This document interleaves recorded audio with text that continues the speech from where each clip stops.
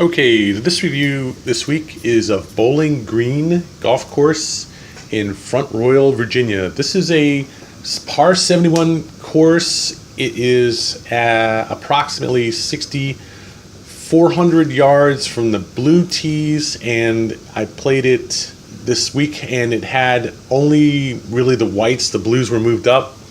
Although the tee boxes were in decent condition, I guess they were well grown back in from the last season, and the blue tees were possibly 50 yards back from the whites at the most. This is a compact course.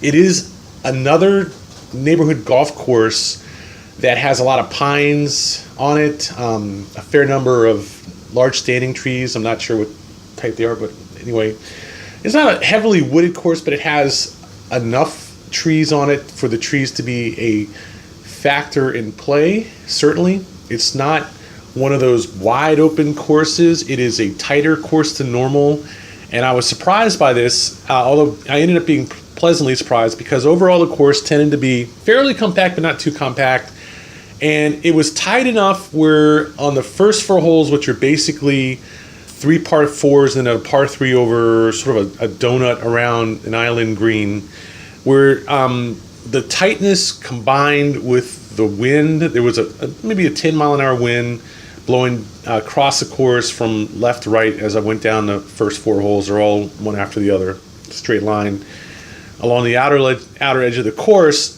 and there's enough wind coming over those trees where I had some serious trouble getting my first few shots in play. I think I put two balls off the first tee off the course to the right, and that's all OB on the side of the road, as you see there. And this is what I found on the second hole also, is that it was really easy to put a ball up there on the driveway, and I found this on a couple of other shots too.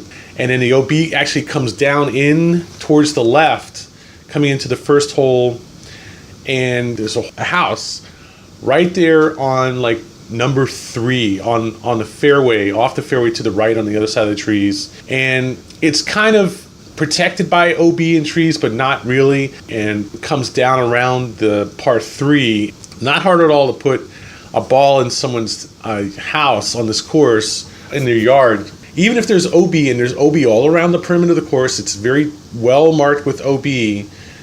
Certainly you have to keep it in mind on about half the holes, I would say there's OB. The course is tight enough to where it is a problem. It certainly is a challenge to hit in play, and to stay out of the trees is not much of trouble, because the trees are not that thick, and there's not a lot of trees. There's a line of trees usually between each fairway, but it's not like just trees. There's dense woods out there like some courses. This is more of a row of trees and row of fairways through the trees kind of course, but it is tight enough, and it has enough verticality, and you have plenty of opportunities to get the ball up in the air, and there's enough wind that all together it's a really good challenge of your ability to play and to hit and play.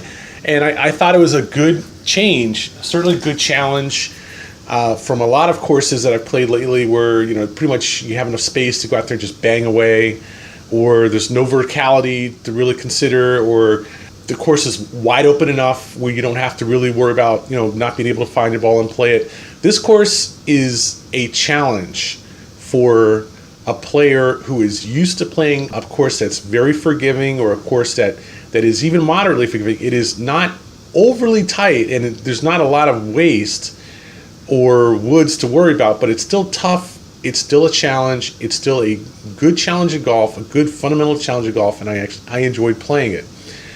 Now, having said that, I would say it doesn't seem like that much of a course, but it does convey the message that you don't need a lot of course in order to have fun playing golf. You just need enough course to have fun playing golf. I thought the course overall played well. I was able to play it quickly because I was the only one on the course, or pretty much the only one on the course at the time, and I was able to get around the course in 3 hours, taking extra shots, going off and searching for balls, sometimes going back to the tee boxes and playing a second shot off the tee. Certainly there was a couple times I went off and someone's front yard to get a ball or the backyard to get a ball. I wasn't really rushing, but still had plenty of time to finish that round in 3 hours. And I really did enjoy it. And I think I certainly enjoyed it somewhat more than I enjoyed playing at Beaver Creek. I just think this course is more challenging. It wasn't that short. It was certainly significantly more vertical, and combined with the wind, definitely a better challenge of golf. There's a lot of water on this course for the size of the course. There's, the first par 3, there's the second par 3, there's a par 4 coming back to the clubhouse, which I think is number 8. It's only number like 8 or 7. You still have another par 3 after that with the lake bordering it on the left. Then you've got the par 4 that comes down on the back, and then there's another par 3 that goes next to the clubhouse. That's like 9, 10, 11, and 12. And those were good challenges. I mean, those were good, solid, challenging holes. I actually truly enjoyed playing them.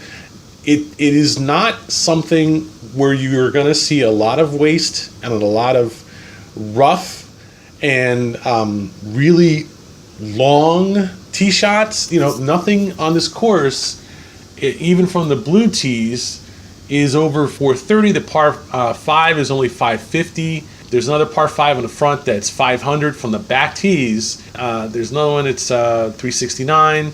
There's 365, 329, and 350. So these are intermediate length, par 4s, intermediate length, even from the back tees. I don't see one here that's over 430 as far as a par 4. Now, I'm not going to say that that's short, but it's certainly not long. It's not 450 from the back tees on a par 4, 600, 650 from the back tees on a par 5. It's not that at all. The clubhouse I thought was pretty nice. First thing I did was I was running out of time. I went in there and got something to eat. So it was a decent steamed hot dog, soda, everything. I got a bunch of stuff, cost me like $13. It was a nice clubhouse, although a little bit old. You could tell it was a little, not the best kept place, but certainly decent. And it had a nice ballroom in it. The front of it that you see in the picture there is more of a deck that's been covered over with glass. And it's really an unassuming place, but I liked it. Now, what I would say beyond that is it's certainly the kind of place where you go to play and have a good round without expecting too much out of it. It was $24 during the week with a cart, and you certainly have a fair number of houses in view around the course. There's no question there are houses out there, but it was not overly dense with houses. It was sort of right on the edge of being too many houses and too close, but not quite. But a good neighborhood golf course. Not something outstanding, but definitely a fun place to play. Certainly worth a round. That's Bowling Green North Golf Course in Front Royal, Virginia.